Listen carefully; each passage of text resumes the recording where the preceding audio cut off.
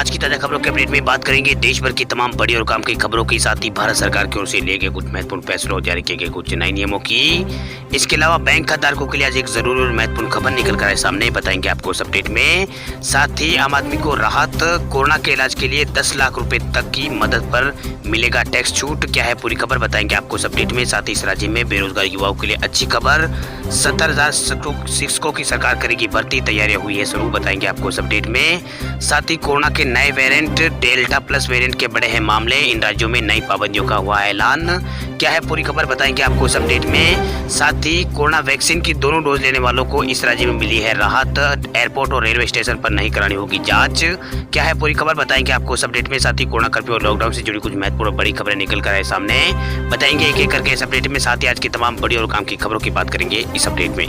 बात करते हैं आज की पहली बड़ी खबर की, तो सरकार ने दी है बड़ी राहत। पेंशनर की मौत के बाद अब परिवार को पेंशन पाने के लिए नहीं होगी दिक्कत, बैंकों को दिए है ये निर्देश। सरकार ने पेंशन भोगी की मृत्यु के बाद फैमिली पेंशन को लेकर होने वाली जद्दोजहद को कम करने का फैसला लिया है। इसके लिए नियमों को आसान बनाया गया है। अब परिवार के सदस्य पेंशन की मौत के बाद चुनिंदा जरूरी दस्तावेज जमा कराकर आसानी से मासिक पेंशन ले सकते हैं। वहीं फैमिली पेंशन के मामलों के जल्द निपटारे के लिए सरकार ने संवितरण करने वाले बैंकों को निर्देश भी यहाँ पर दिए है। फैमिली पेंशन हासिल करने वालों के लिए अभी तक परिवार के सदस्यों या फिर पति व पत्नी की यहाँ पर जो है सदस्य है उनकी वितरण की समेत अन्य तमाम दस्तावेज जमा कराने थे। इसके अलावा भी उन्हें कई फॉर्मेलिटीज को पूरा करना होता था, जिसके चलते निपटारा में वक्त ज्यादा लगता था। इस समस्या को दूर करने के मकसद से कार्मिक एवं लोक शिकायत और पेंशन मंत्रालय के तहत पेंशन और पेंशन भोगी कल्याण विभाग ने बैंकों को जल्द से जल्द स्थिति में सुधार के लिए कहा है।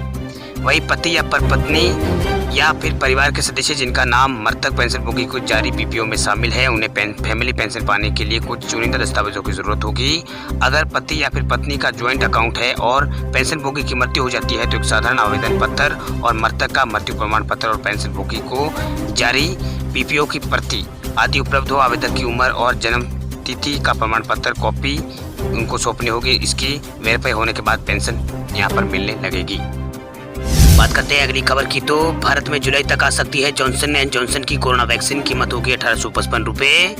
मेडिकल उत्पाद बनाने वाली अमेरिकी कंपनी जॉनसन एंड जॉनसन की कोरोना वायरस की वैक्सीन जुलाई तक भारत में आ सकती है, ऐसा अनुमान लगाया जा रहा है। वही association of health care providers India company, जो अमेरिकी कंपनी जॉनसन एंड जॉनसन से निजी तौर पर वैक्सीन खरीदने की तैयारी यहाँ पर यह कंपनी कर रही है।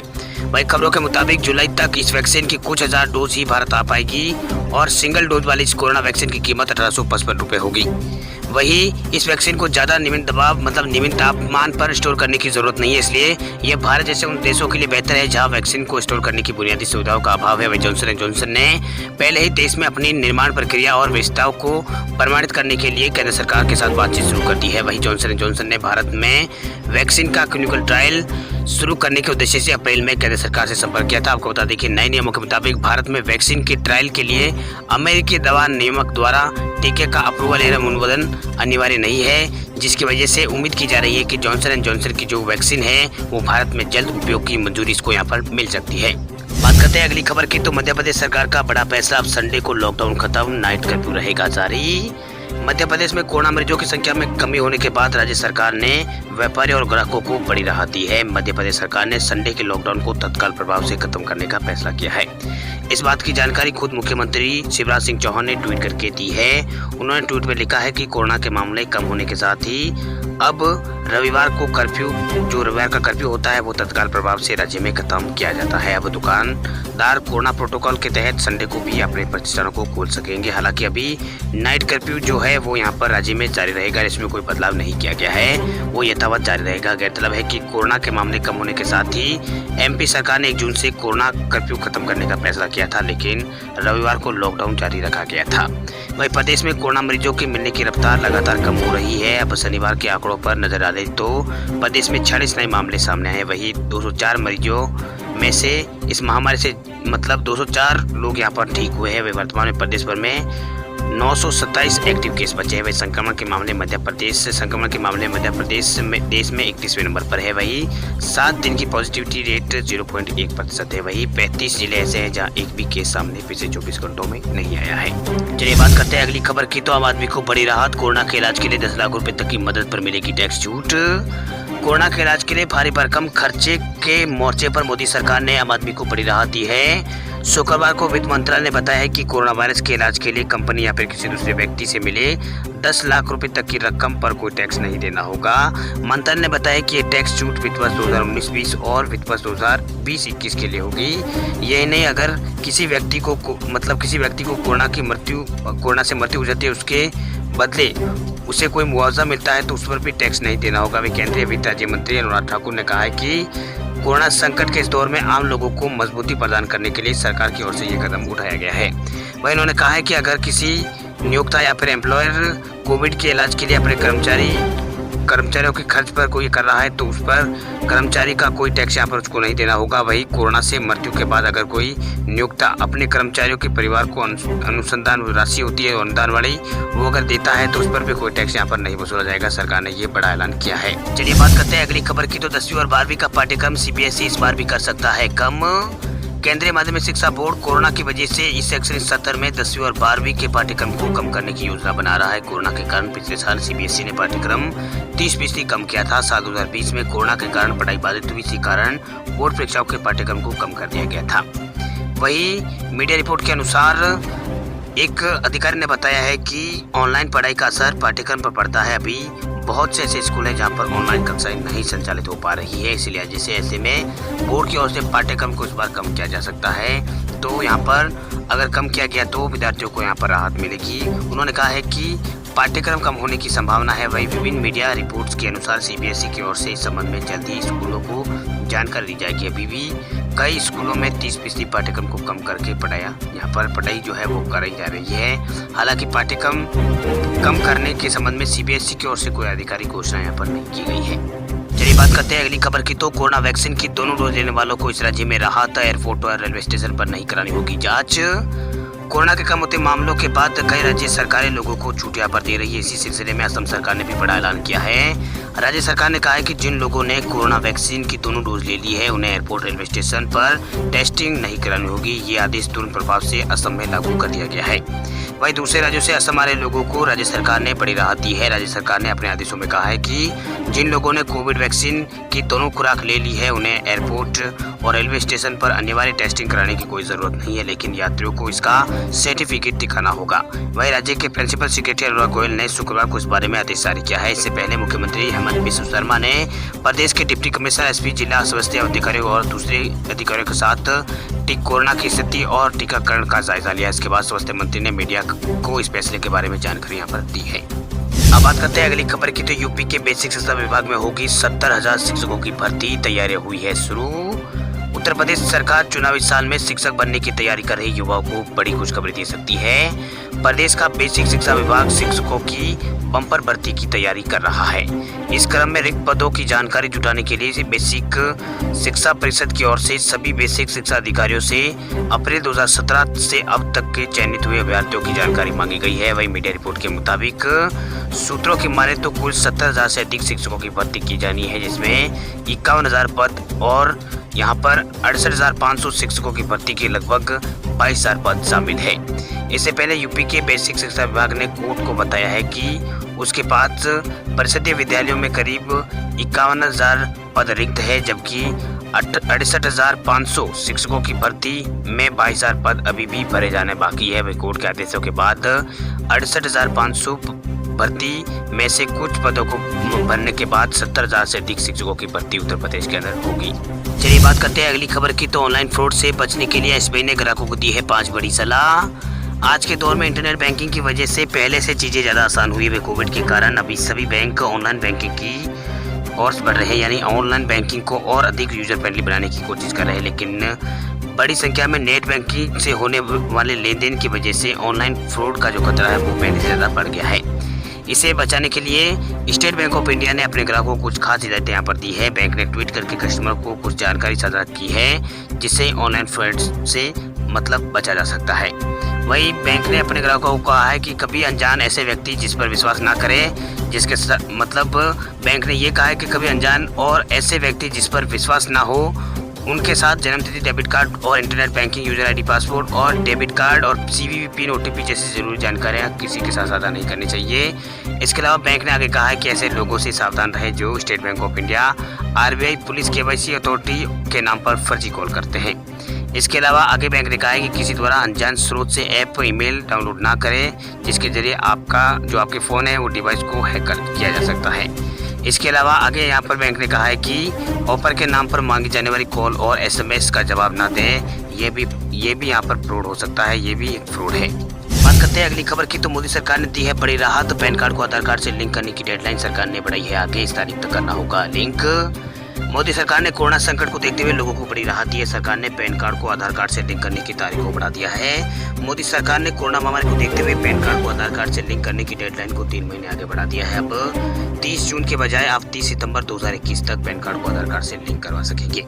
वहीं मोदी सरकार ने पैन कार्ड को आधार कार्ड से लिंक कराने की डेडलाइन को आगे बढ़ा दिया है। अब लोगों को पैन कार्ड से आधार कार्ड जो है पैन कार्ड है वो आधार कार्ड से लिंक करने के लिए 30 सितंबर तक का वक्त मिल गया है। वित्त मंत्रालय के राज्य मंत्री अनुराग ठाकुर ने इस बारे में ऐलान करते हुए लोगों को बड़ी राहत दी है। सरकार ने पैन कार्ड को आधार लिंकिंग की डेडलाइन को बढ़ाने के साथ ही टैक्स पेयर को और भी यहाँ पर कई राहतें दी है। वहीं मोदी सरकार ने कोविड के इलाज के लिए कंपनी या किसी दूसरे व्यक्ति से ली गई रकम को टैक्स फ्री करने का ऐलान यहाँ पर किया गया है। सरकार की ओर से ये बड़ा ऐलान किया गया है। वहीं सरकार के ऐलान के बाद अगर कोरोना के इलाज के लिए 10 लाख रुपए तक की रकम अगर कंपनी या फिर व्यक्ति विशेष से कोई लेता है तो व्यक्ति को उस रकम का टैक्स नहीं लगेगा। ये छूट आयकर दाताओं को वित्तीय वर्ष 2019-20 और 2021-22 के लिए मिलेगी। वही सरकार ने टैक्स में छूट का ऐलान यहाँ पर किया है। अनुराग ठाकुर ने कहा है कि अगर कोई कंपनी कोरोना के कारण दिव्यांगत हुए कर्मचारी के परिवार को अनुग्रह राशि यहाँ पर देती है तो उस पर भी कोई भी किसी तरह का कोई टैक्स यहाँ पर नहीं लगेगा। बात कर लेते हैं आज के ताजा मौसम समाचारों की, तो मौसम विभाग ने देश के कई हिस्सों के लिए जारी किया है बारिश का अलर्ट। मौसम विभाग की तरफ से देश के अधिकांश हिस्सों में बारिश का अलर्ट जारी किया गया है। इसमें पूर्वी उत्तर प्रदेश, बिहार के कुछ हिस्सों और दक्षिणी पूर्वी मध्य प्रदेश और विदर्भ के कुछ हिस्सों और कोंकण, गोवा और पूर्वोत्तर के राज्य शामिल है। यहाँ पर बारिश हो सकती है। मौसम विभाग ने इसको लेकर अलर्ट यहाँ पर जारी कर दिया है। आपको बता दें कि एक तरफ जहाँ देश के अधिकांश हिस्सों में मानसूनी बरसात हो रही है, वहीं दिल्ली और हरियाणा, पंजाब और उत्तर भारत के अधिकांश हिस्से जैसे राजस्थान वगैरह है वहाँ अभी मानसूनी बारिश का इंतजार है।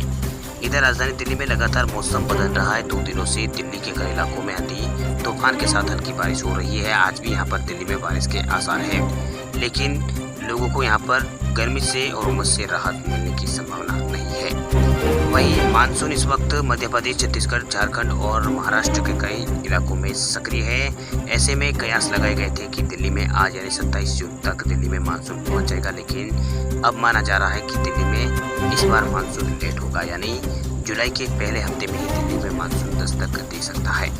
वहीं मौसम विज्ञान विभाग के मुताबिक झारखंड और उसके आसपास के इलाकों में चक्रवात की स्थिति बन रही है। यह स्थिति अगले 3 दिनों तक ऐसी ही रह सकती है। रिपोर्ट के मुताबिक अगले 24 घंटों के दौरान छत्तीसगढ़ में गरज चमक के साथ तेज बारिश हो सकती है। इतना ही नहीं, छत्तीसगढ़ के कई इलाकों में आकाशीय बिजली गिरने की भी संभावना यहाँ पर जताई गई है। इसके अलावा चक्रवात की स्थिति के कारण अगले 3 दिन तक बिहार, झारखंड और छत्तीसगढ़, ओडिशा और पूर्वी मध्य प्रदेश में तेज बारिश और बिजली गिरने के आसार है। वहीं इन 3 दिनों के बाद बारिश की तीव्रता में यहाँ पर कमी आ सकती है। इससे पहले यहाँ पर दक्षिण पश्चिम हवा में आर्द्रता के चलते पूर्वोत्तर भारत के जो राज्य हैं वहाँ अगले 5 दिन तक तेज बारिश हो सकती है। मौसम विभाग की मानना है कि असम, मेघालय और अरुणाचल प्रदेश में अगले 3 दिन तक जोरदार बारिश होगी। इसके अलावा हिमाचल प्रदेश में लगातार बारिश का दौर यहाँ पर जारी है। कल भी यहाँ पर कुछ इलाकों में बारिश यहाँ पर हुई थी, कुछ इलाकों में बूंदाबांदी यहाँ पर दर्ज की गई है। इसके अलावा यहाँ पर राजस्थान के कुछ इलाकों में लगातार मौसम यहाँ पर बदल रहा है। आपको बता दें कि राजस्थान में कुछ इलाकों में मानसूनी बारिश हो रही है तो कुछ इलाकों में प्री मानसून की बारिश का दौर जारी है।